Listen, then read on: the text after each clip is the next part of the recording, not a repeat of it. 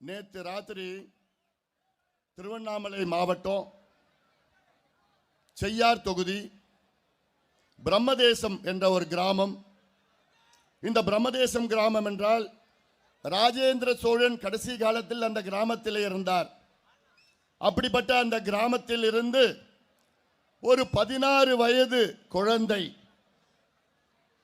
தன் பாட்டி வீட்டுக்கு சென்றார்.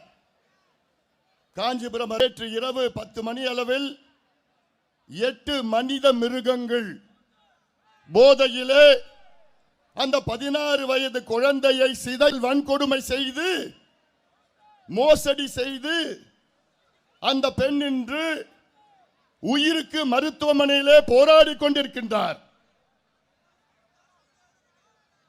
அந்த செய்தியெல்லாம் கேட்டு அவ்வளோ காலையிலிருந்து அவ்வளோ மனவேதனை இருக்கிறது.